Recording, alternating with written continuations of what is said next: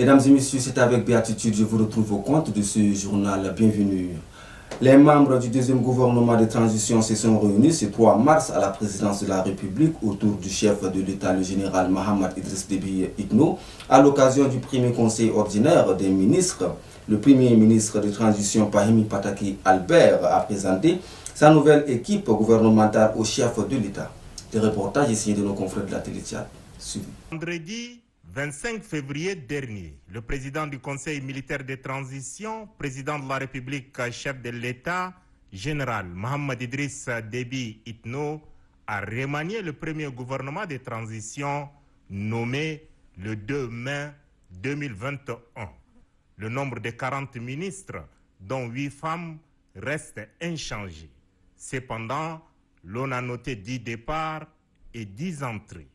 Ce sont ces hommes et femmes à qui le président de la République a fait appel pour gérer à ses côtés la transition avec à leur tête le premier ministre de transition, Pahimi Pataki Albert, qui ont convergé ce jeudi 3 mars vers le palais présidentiel. Il est 10 heures précises. Le chef de l'État, général Mohamed Idriss Déby Itno, rejoint le conseil. Cette prise de contact a duré 1 heure. Le nouveau patron de la sécurité et de l'immigration, général Idriss Dokoni Adiker, trace ses marques. Le chef de l'État a cru en moi. Dans son discours, il a répété les mots « sécurité » plus de 5 fois. Dans l'armée, on dit « un chef, une mission, des moyens ». Au ministère du pétrole, le nouveau chef de département, Ndjirassem Lebe Madial, entend s'y investir. Ma venue dans ce ministère que j'ai eu à gérer déjà va dans le sens de mettre une synergie autour de la compétence nationale pour préserver les intérêts de l'État. Le tourisme et l'artisanat sont des secteurs pourvoyeurs de devises.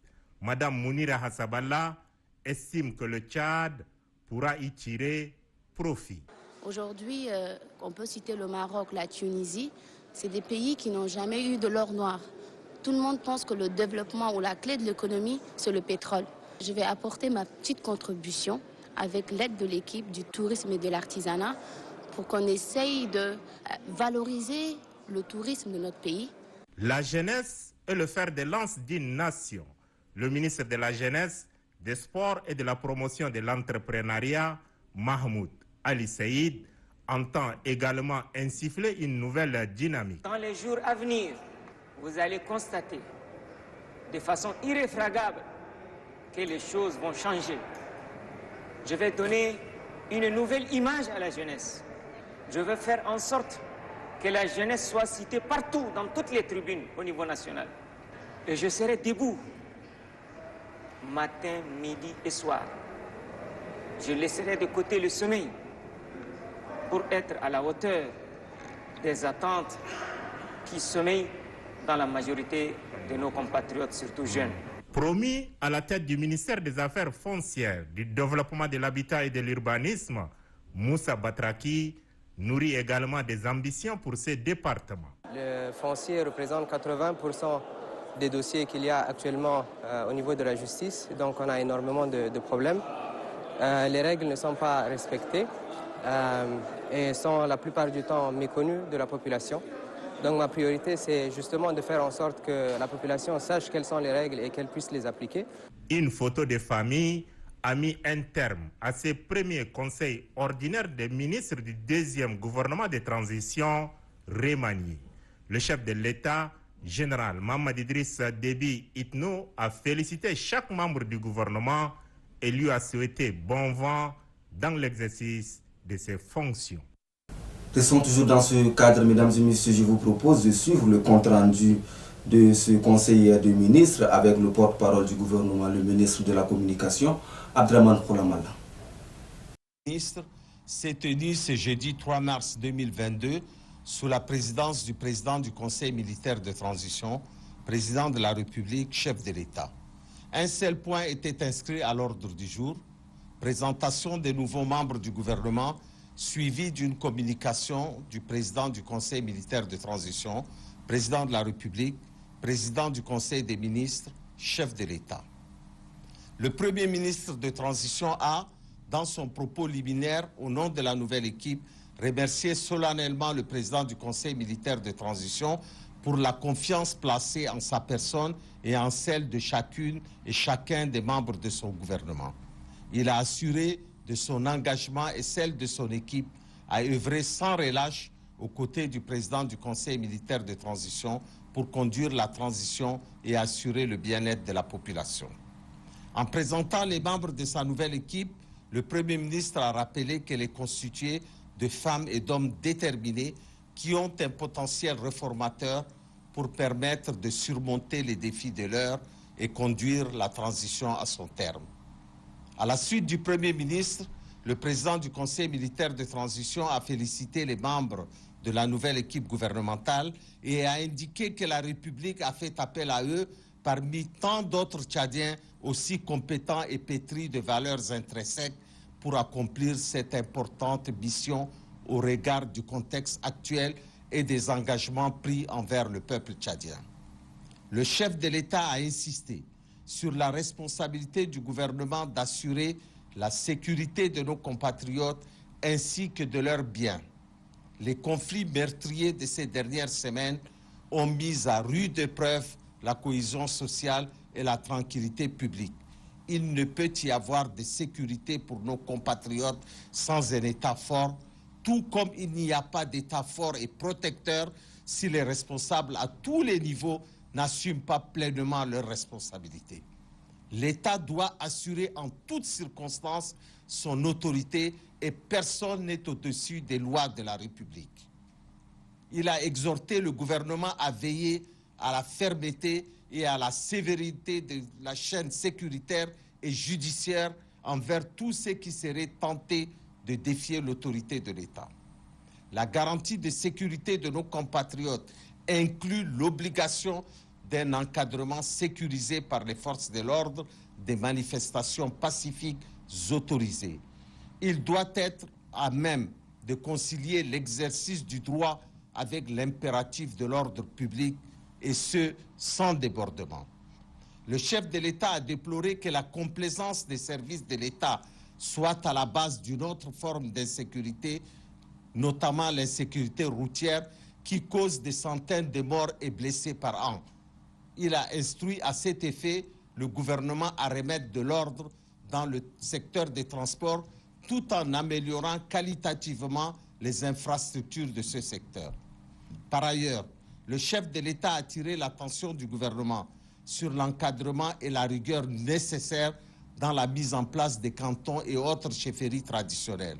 À cet égard, toute nouvelle création de cantons est suspendue jusqu'à nouvel ordre. Sur le plan économique, le chef de l'État a rappelé que l'augmentation conjoncturelle du prix du baril de pétrole ne doit en aucun cas nous faire perdre de vue notre politique de rationalisation des ressources publiques. Il a en outre indiqué que le paiement des salaires, le financement des services sociaux de base, la sécurité et les préparatifs du dialogue national constituent des priorités absolues et doivent être au centre de l'action gouvernementale. Conscient du fort sentiment d'attente de la jeunesse à l'égard du gouvernement, le chef de l'État a appelé le gouvernement à accélérer le processus de recrutement de 5 000 nouveaux fonctionnaires conformément à la loi de finances 2022, tout en insistant sur les principes d'équité, de transparence et d'égalité des chances dans la procédure de recrutement. Le président du Conseil militaire de transition, président de la République, chef de l'État, a, dans sa démarche de construction d'un Tchad nouveau, invité les membres du gouvernement à privilégier l'intérêt suprême de notre pays, à cultiver l'esprit d'équipe, le respect de la hiérarchie et à une solidarité gouvernementale agissante tout en bannissant les calculs et ambitions personnelles et politiques. Le chef de l'État a aussi attiré l'attention de la nouvelle équipe sur les changements systématiques des cadres des départements ministériels consécutifs au remaniement du gouvernement. Il a rappelé en outre le gouvernement au respect strict de la loi sur la parité dans les fonctions nominatives et électives, et cet engagement ne doit faire l'objet d'aucun recul. Tout en souhaitant une bonne mission à la nouvelle équipe, le chef de l'État a invité les membres du gouvernement à fluidifier l'information et à cultiver une communication gouvernementale harmonieuse. Commencée à 10h, la réunion du Conseil des ministres a pris fin à 11h30. Autre volet de l'actualité, mesdames et messieurs, à présent, Maître Alain Kagombe, avocat de la communauté Zahawa, a fait un point de presse ce 3 mars à la maison de médias de Moursal dans la commune du 6e arrondissement de N'Djamena. C'est pour prendre à témoin l'opinion nationale et internationale que la communauté Zahawa a déposé une plainte auprès de la cour d'appel contre M. Abdel Maïna pour diffamation contre la communauté Zahawa. Je vous propose de suivre un extrait de son allocution au micro de notre porteur. Monsieur Abel Maïna a fait de son thème favori des injures à caractère ethnique et des incitations à la haine tribale. Il s'en est pris à la communauté Zakawa, qu'il a traité de voleurs, qu'il a traité de criminels, qu'il a traité de violeurs, toute la communauté. Et c'est à bon droit qu'une bonne partie de la communauté Zakawa, respectueuse des lois, n'a pas voulu se rendre justice, mais a confié son sort à la justice en déposant une plainte contre Abel Maïna, avant même que les parties ne soient entendues, dans un procès verbal régulier. Un appel est venu de quelque part, il n'y a jamais eu l'audition des parties, le politique s'y est mêlé, et le raison avancée, la principale raison est le dialogue national inclusif. Nous voulons déplorer cet état des choses et nous voulons rappeler que la justice, elle est faite pour protéger tous les citoyens et elle est faite pour frapper tous ceux qui sont coupables. Et pour boucler ce journal, amis téléspectateurs, l'Alliance de la société civile du Tchad et la famille Mohamed Isaac ont organisé une cérémonie à l'honneur de Nassour Mohamed Isaac, kidnappé et libéré. Ceci s'est déroulé ce 5 mars 2022 au palais du 15 janvier. Dans cet élément de reportage proposé par Dona Serakindan, vous aurez des éclairages. C'est une cérémonie en honneur du digne fils du Tchad, Nassour Mohamed Azaka, tenu en otage et torturé par ses ravisseurs qui, au prix de sa vie, a déclaré qu'il est tchadien et qu'il le restera. Libéré au bout d'un moment au prix des rançons de 35 millions de francs CFA versés à ses ravisseurs, ce fils du Tchad est honoré de son courage, de sa bravoure et de l'amour qu'il porte dans son cœur pour le Tchad. Durant la cérémonie, tous les intervenants de par leur grade et statut ont salué le courage et le patriotisme dont Nassour Mohamed Azak a fait montre. Les femmes, par la voix de leur représentante Amira Mohamed Seyd, n'ont pas manqué à leur devoir de mère en remerciant tous ceux qui ont contribué à la libération de leur fils. Le président de Kassido, Mohamed Djingadoumbay, n'est pas également du reste. Mohamed Isaac, vous êtes un digne et valeureux fils du Tchad. Face à la torture, à l'horreur et à la barbarie humaine dont vous étiez victime,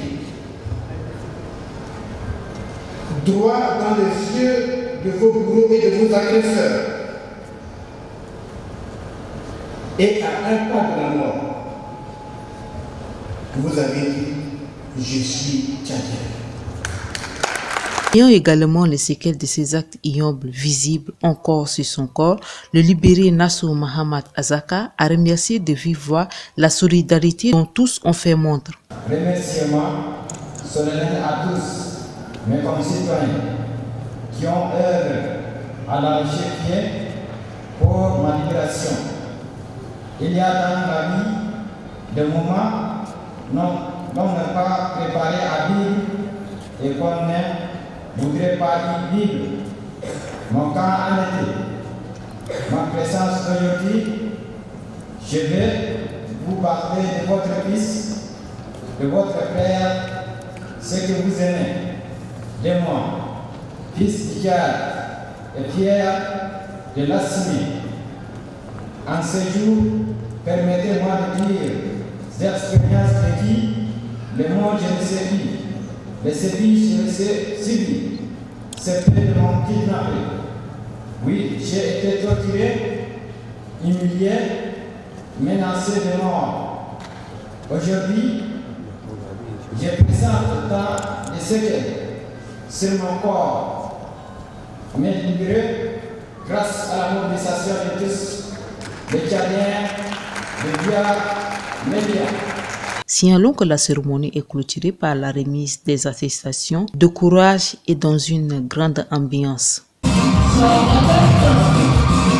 Merci à Donacène pour ces reportages et c'est ainsi également se referme ce journal.